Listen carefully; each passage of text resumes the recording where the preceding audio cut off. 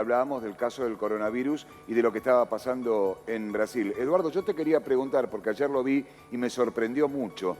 En las favelas de Brasil, las bandas narco que están funcionando dentro de la favela son las que están alertando a los habitantes sobre el peligro del coronavirus. Les dicen, el coronavirus nos está matando y ponen pasacalles en esas favelas, como por ejemplo está sucediendo en La Rosinia. Exactamente, exactamente. Y no es el único caso, Brasil, que ocurre esto.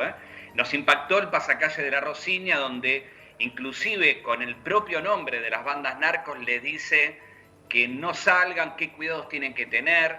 Ellos tienen, en La Rosinia, tienen 3 ambulancias propias. Exactamente. Es decir, para que te des una idea. Sí, sí. Es decir, están más que organizados. Pero no es el único caso en el mundo.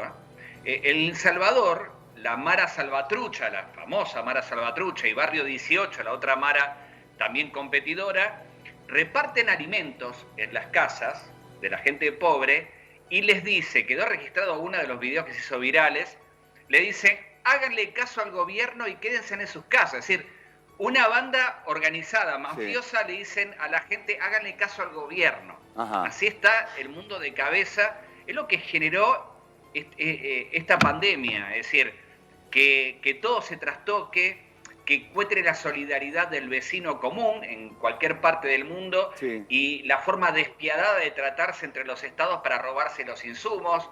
Estamos Eduardo, así, Carlos. Bueno, justamente de este último punto te quería consultar. ¿Está habiendo espionaje en el mundo en robo de insumos para la salud pública? Ya ha pasado con un avión que tenía insumos, si no me equivoco, para Francia. Ese avión aterrizó en Turquía y el gobierno turco le dijo, estos insumos se quedan acá. Y lo preocupante de todo esto, que creo que en los próximos días hay un vuelo de aerolíneas que, haciendo una escala en Auckland, va a ir justamente a China a buscar insumos que ya el gobierno argentino tiene destinados para nuestro país y que fueron donados por China.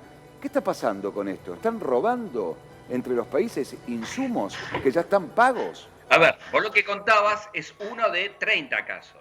Es decir, no es que hacen el robo, utilizan elementos semilegales. Por ejemplo, Donald Trump lo que hacía es, si la empresa 3M, que es norteamericana, sí, le vende a Francia barbijos, antes que los venda se los incauto, porque es una empresa norteamericana y les obligó a que los dejen en el país. Esa fue la primera que ocurrió. Sí.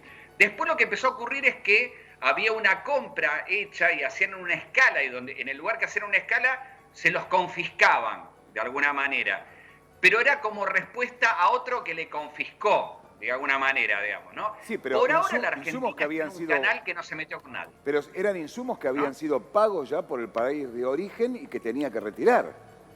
Decían, confiscaron, claro, ejemplo, una mercadería que ya estaba paga. Que estaba paga, porque inclusive sé lo que están haciendo. Antes te pedían a contraentrega. Después dijeron, pagame la mitad antes que lo mande. Ahora te obligan a pagar el 100% por adelantado. Estados Unidos llegó a trabar aviones en escalas, agarrar y darle 400% de aumento de lo que le habían pagado a otro, diciendo yo te los compro, y se los sacaba en la escala. No es que se los robaba, se los pagaba 4 veces más. Es decir, por ejemplo, Francia es un caso emblemático. Francia hace 48 horas prácticamente se quedó sin barbijos. Sí. No lo previó, se fue atrasando, bueno, y le incautaron 2 o 3 insumos comprados, siempre por una excusa semilegal de no, el país de origen los retiene porque los necesita, o el de la escala, vos me debías a aquel que se los estaba enviando. Sí. Bueno, situaciones así. La Argentina lo que está recibiendo de China son donaciones. Es decir, no es una cuestión de venta, son donaciones, es una ayuda humanitaria, no es una venta, por lo cual no debería interrumpirse, no entra en el rango de eso, por eso el primer avión aquí llegó. Y nos queda uno en estos días con respiradores, pero Eduardo, no tendría que tener ese problema. Yo tenía entendido que también había pasado lo mismo, de este espionaje aéreo que está ocurriendo en distintos países con partidas de respiradores. Sí, pasó con varios países. Pasó con Turquía, pasó con Francia. Es decir, que esos respiradores en escala fueron decomisados, de alguna manera. Sí. Pero siempre con la excusa de que el país que lo enviaba le debía a ese país insumos, por lo cual se los cobraba en el momento, pero decía, pero esto es para dárselo a otro, te los cobro ahora. Es decir, Claro. utilizan esas maniobras realmente de piratas, ¿no? Es decir, en la desesperación de lo que está ocurriendo en el primer mundo. El Seguro. G20 puedo asegurar que es el peor de los consorcios Sí. en este momento, Seguro. de cómo se están tratando entre ellos. Es una cosa realmente tremenda. lamentable. Eduardo, Lamentable. bueno, vamos a seguir con este y otros temas que pasan en el mundo con esta pandemia, así que te vamos a volver a convocar en cualquier momento. Un placer siempre. Abrazo.